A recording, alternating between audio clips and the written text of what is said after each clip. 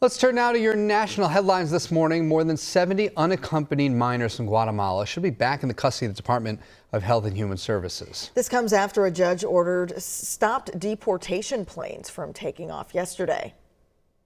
CBS News' Bradley Blackburn is with us from New York amid this latest battle in the Trump administration's immigration crackdown, and we see another district federal judge getting in the way of the plans. We do, Jonah and Shayla. This judge's ruling came down at the last second, and it is the latest instance of the Trump administration's aggressive immigration enforcement being checked by the judicial system. But it isn't stopping the administration from planning more crackdowns in more U.S. cities. The Trump administration's plan to deport hundreds of migrant children to Guatemala was temporarily blocked by a federal judge. The ruling came as dozens of unaccompanied minors were already sitting on planes in Texas, awaiting departure Sunday morning. A Justice Department lawyer says one plane may have taken off, but later returned. The government had argued that the children's parents had requested to be reunified with them.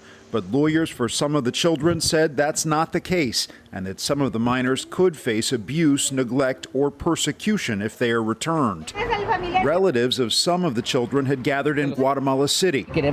This man says his nephew fled the country out of desperation and is hoping to stay in the U.S. to study. We haven't taken anything off the table. Homeland Security Secretary Kristi Noem told CBS News Face the Nation Sunday that the Trump administration is looking to step up immigration enforcement in cities around the U.S., including Chicago. This as President Trump issued this threat to Illinois Governor J.B. Pritzker over the weekend regarding crime in the Windy City. He better straighten it out fast or we're coming. Pritzker on CBS News Face the Nation Sunday. It's clear that in secret they're planning this.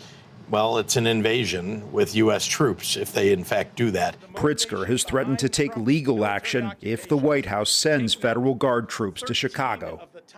With CBS News, Governor Pritzker accused President Trump of deploying federal troops not to fight crime, but to be on the ground to stop or control elections in 2026. A White House spokesperson called those claims, quote, absurd. Shayla, Jonah? Something we'll have to watch. Thanks, Bradley, very much.